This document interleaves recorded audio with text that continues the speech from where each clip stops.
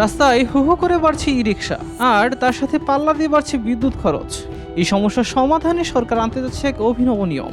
এখন থেকে সৌর বিদ্যুৎ বা সোলার প্যানেল ছাড়া অন্য কোনো বিদ্যুতে অটোরিকশা চার্জ দিলেই মিলবে মোটা অঙ্কের জরিমানা। শুধু তাই নয়, এই শর্ত না মানলে কোনো নতুন ই রিক্সা নিবন্ধন দেওয়া হবে না। এমনকি পুরনোগুলোর লাইসেন্স নবায়ন করার পথও বন্ধ হয়ে যাবে। কিন্তু সাধারণ বিদ্যুৎ ছেড়ে হুট করে সৌর বিদ্যুতের চার্জ দেওয়া কি চালকদের পক্ষে সত্যি সম্ভব হবে? সোমবার স্থানীয় সরকার প্রতিমন্ত্রী মীর শাহে আলম স্পষ্ট জানিয়ে দিয়েছেন, ব্যাটারি চালিত রিক্সাগুলোকে সিটি কর্পোরেশন ও পৌরসভার নিয়মের মধ্যে আনতে এই কঠোর শর্ত যুক্ত করা হচ্ছে। এর পাশাপাশি ঢাকার তীব্র যানজট সামলাতে পুরো রাজধানীকে 8টি জোনে ভাগ করার পরিকল্পনা রয়েছে। নির্দিষ্ট জোনের বাইরে অন্য জোনে ঢুকতে পারবে না কোনো রিক্সা, যা পর্যায়ক্রমে দেশের 13টি সিটি কর্পোরেশনে চালু করা হবে। এর সাথেই চলতি অর্থ বছরে 5টি স্থানীয় সরকার নির্বাচন সম্পন্ন করার ইঙ্গিতও দিয়েছেন তিনি।